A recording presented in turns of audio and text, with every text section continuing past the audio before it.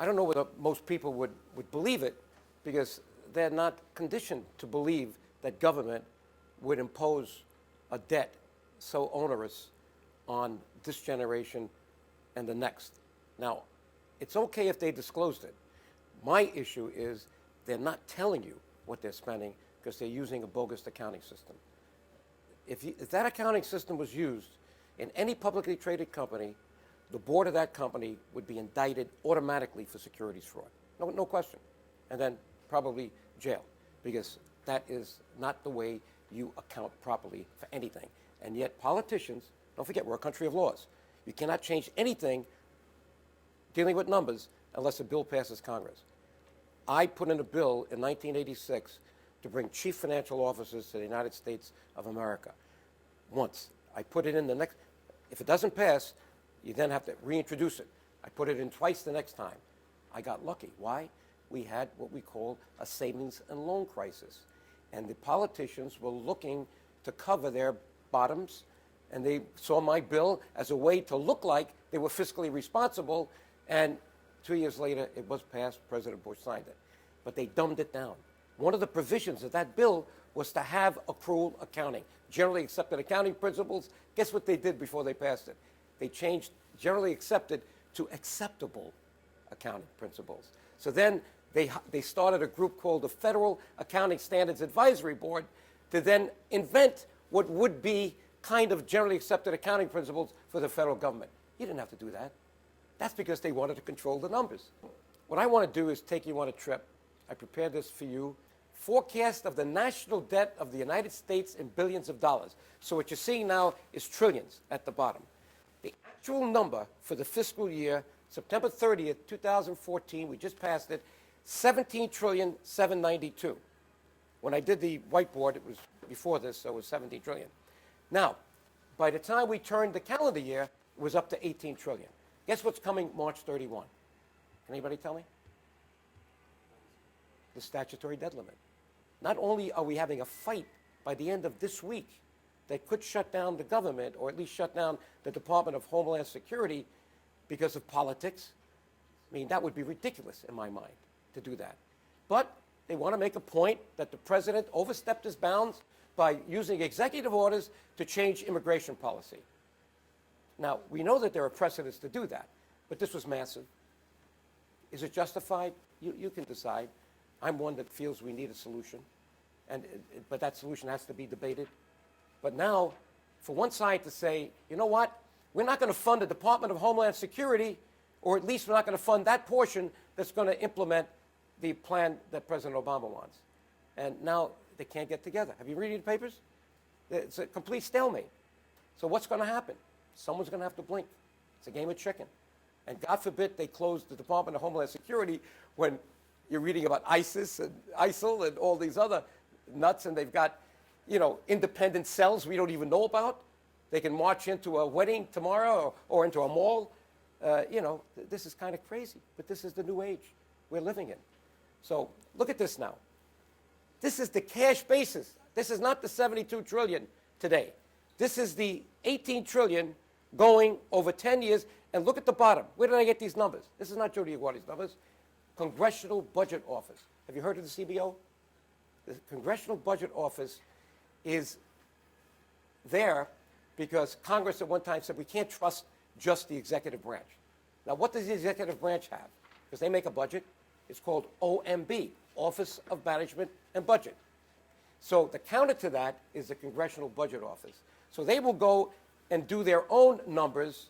And in this case, here's the CBO saying, if you don't change what you have today, the laws that are in place today, and the policies, and we just extrapolate what's going to happen as we go forward, estimating what the taxes will be, the growth of the population, everything else, look at this. We go from 2015, 18 trillion, to $27 trillion. That's the cash basis. That's unbelievable. Now, where did the 72 trillion go? You can be sure it's somewhere 90 to 100 trillion. It doesn't double. Why?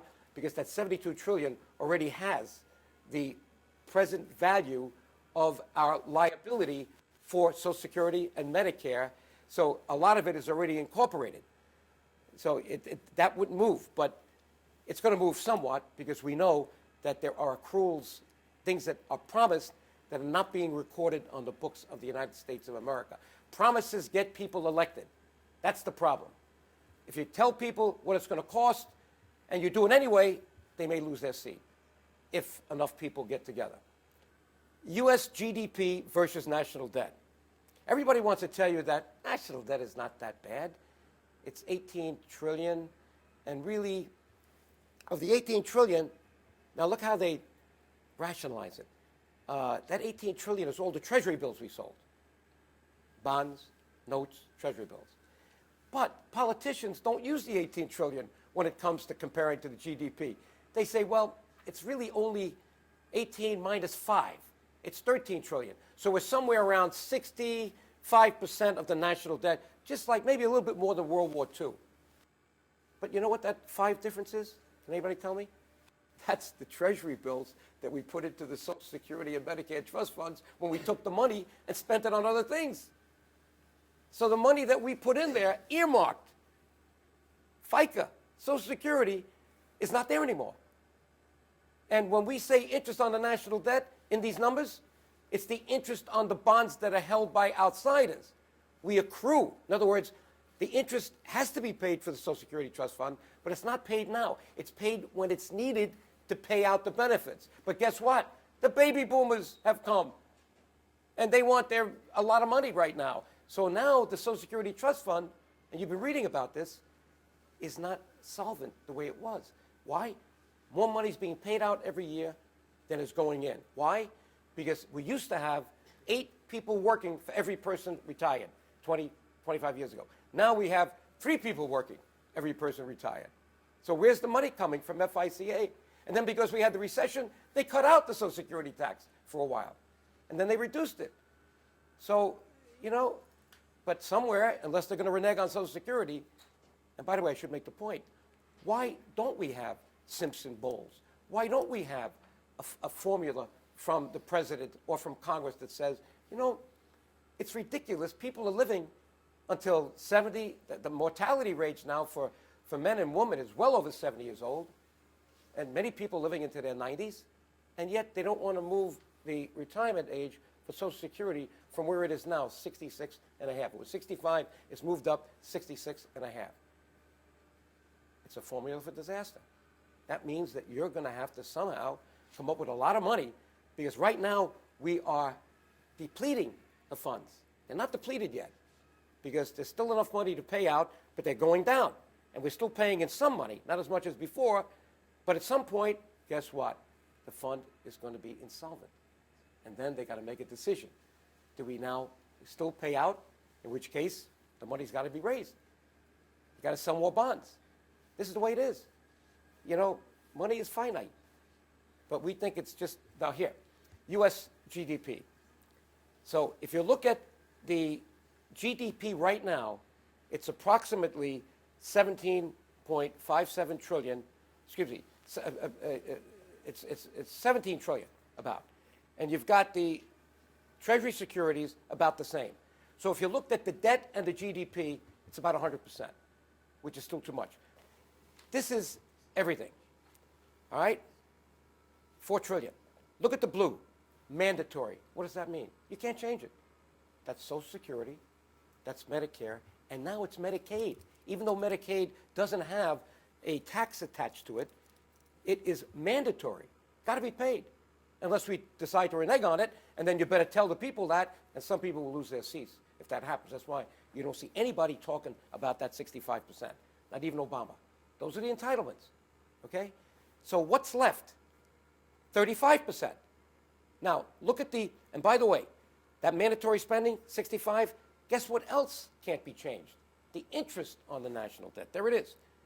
That's not the interest rate. That's 6% of our budget. So 6% of $4 trillion is what?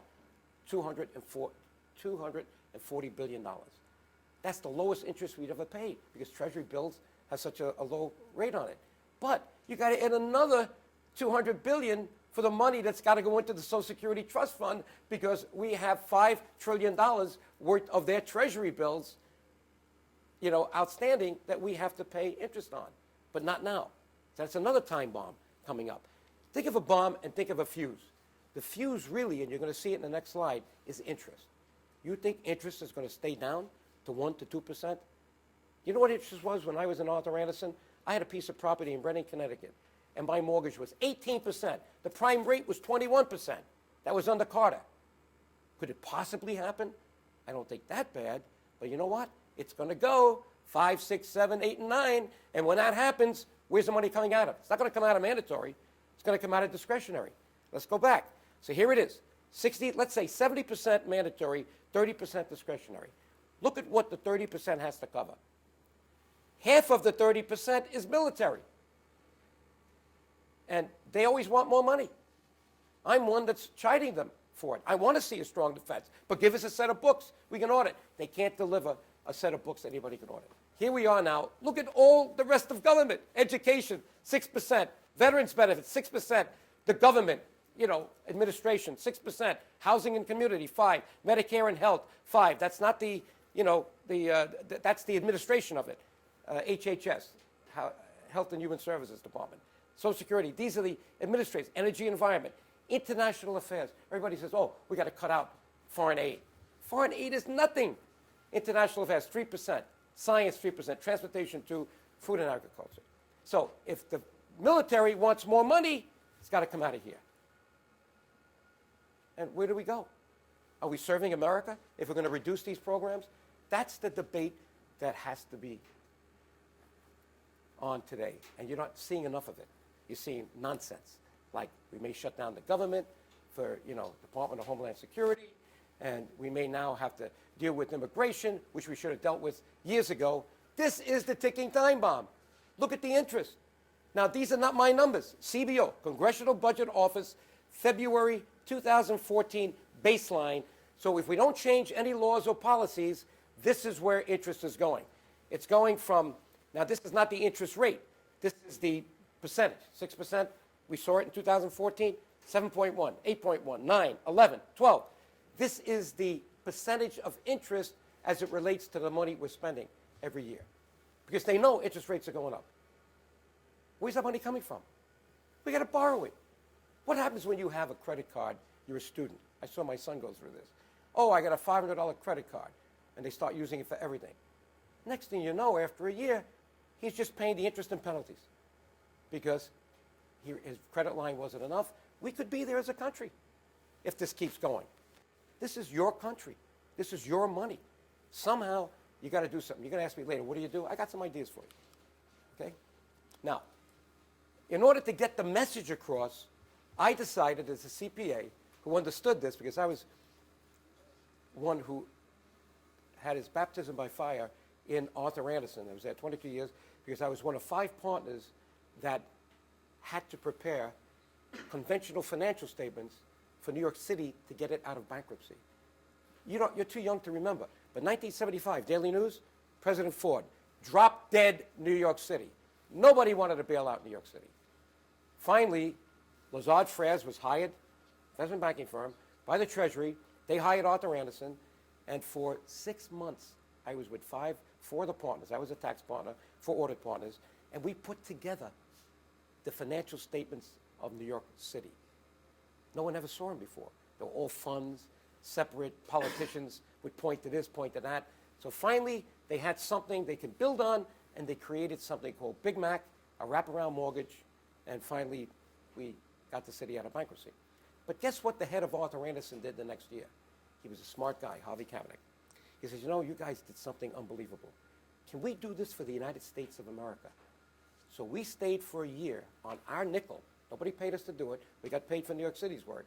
And we prepared the first prototype financial statements of the United States of America on the right accounting system, 1976.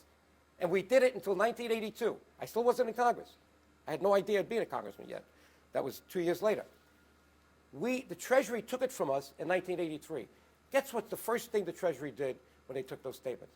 They took the liability for Social Security off the statements. They put it in the footnote. And that's what's happening today. All these numbers that I have to create the $72 trillion, I don't get those out of the air. I have to go through a financial statement. It's coming out within about 2 weeks, the end of February. It should have been out by the end of February. It's probably going to be a week later. So the footnote, the statements are 200 last year's and 33 pages. So you have to go through the footnotes to get these numbers.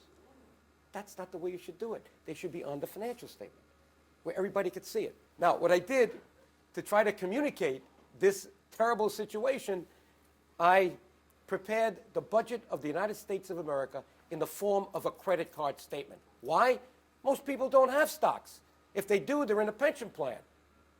And what they have is a credit card. So I said, let me take the budget,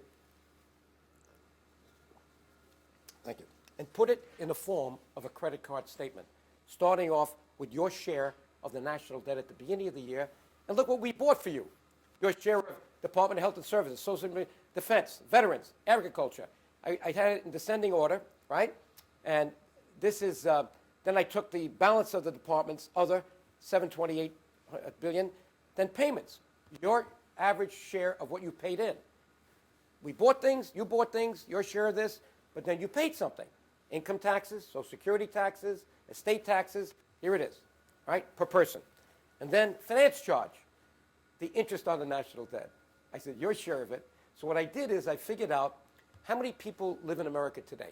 It's now up to about 220 billion, 220 million, okay?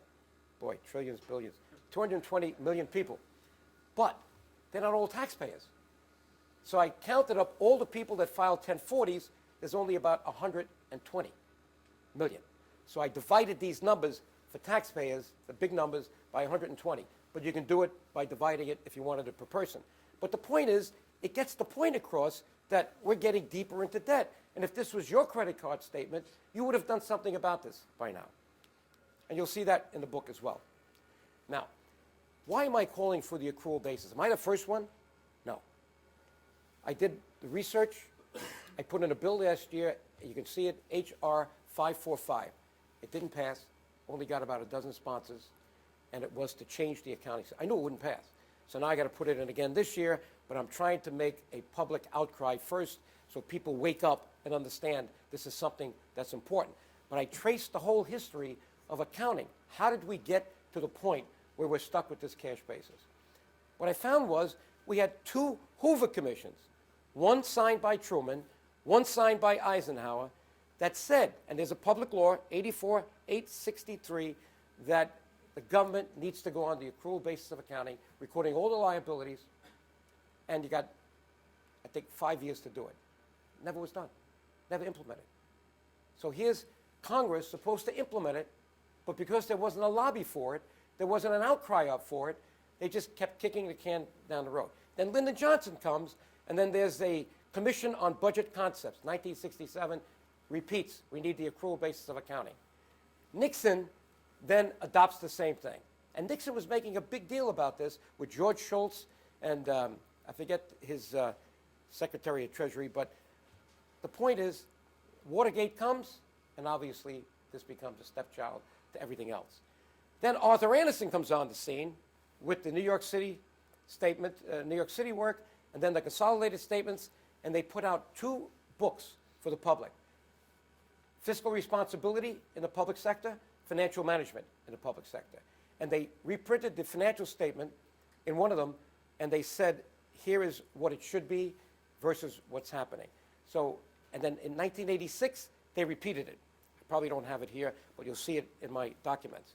And then I come in with the CFO Act in 1990, which had originally generally accepted accounting principles. That's basically the accrual basis, but they dumbed it down to acceptable accounting principles so that we still don't have the right answer. But there's a history that says we need it, and there are good people that have called for it, at least 4 presidents, 2 Hoover commissions, and every comptroller general from Elmer Statz down to David Walker. So it's not just Joe DioGuardi, former congressman, saying we need to do this.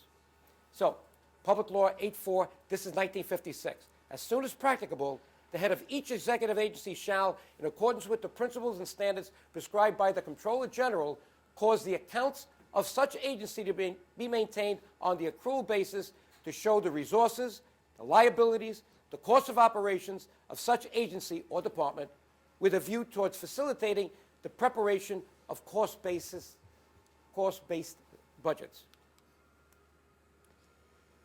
Okay, and I think you saw this before on the slide. To repeat it, this is in Arthur Andersen's book in 1986. At its core, the cash basis of accounting, a system which records financial transactions when income is received and expenses are paid, just the movement of cash, easily manipulated, is a faulty way to measure the government's financial condition and cost of operations. And here's the key line.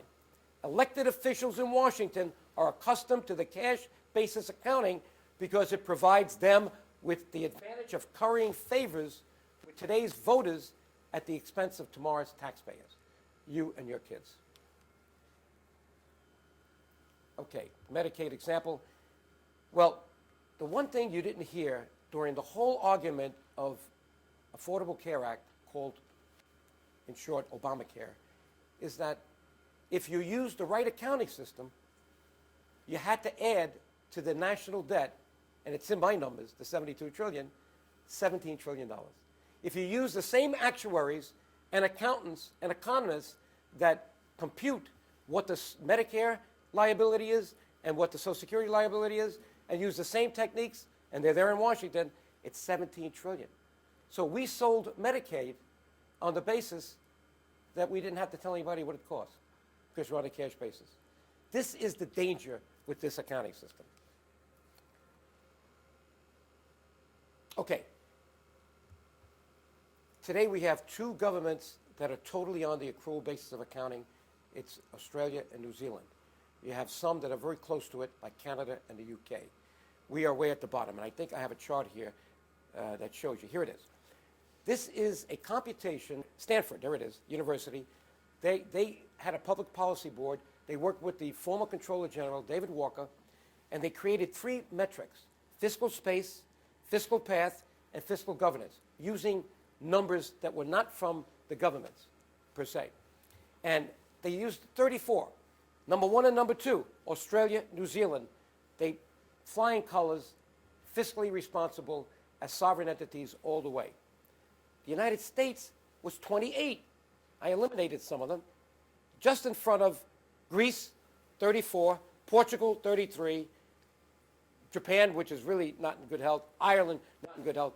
So we are at the bottom because we don't adhere to principles of accounting that are fiscally responsible and financially accountable. And that's going to hurt us in the future. Why? You know what's happening with the rating services these days? The states now are going to be under the gun because something called the Government Accounting Standards Board, and that's the board that sets the accounting principles for the states. It's the Financial Accounting Standards Board that sets it for the private sector. These are mainly accountants. But now, by the fiscal year 2015, June 30th, coming up, the fiscal year for the states, every state must put on their balance sheet the liability for their unfunded pensions, unfunded health care, all entitlements. Now, guess what? The rating services are saying they're now going to look at this before they give their AAA ratings and AA ratings. So this is going to start costing people. Now, the United States is not under that gun yet, but someday it will be. God forbid our economy goes south. Someone's going to ask, is the United States fiscally responsible? Is it sustainable? Should I be saying that Treasury bills have a AAA rating? Should I be telling the world it's not as safe as you think? Don't send all your money here. Don't lend us money. No, they don't want to do that. So there's going to have to be some crisis. And that crisis, I believe, is going to come from these rating services that got burned on all those mortgages, those toxic mortgages, and they now are paying billions of dollars to settle some of those things. They don't want to see that happen with the states, so they're now going after these states that have these huge liabilities that they're not putting on their balance sheets. And I'm talking about unfunded. You saw what Christie did, right, in New Jersey? He didn't pay in the $1,700,000,000. He just decided not to pay it. And he wants to become president. He's going nowhere near it because now they're using that as an issue. You said you were fiscally responsible.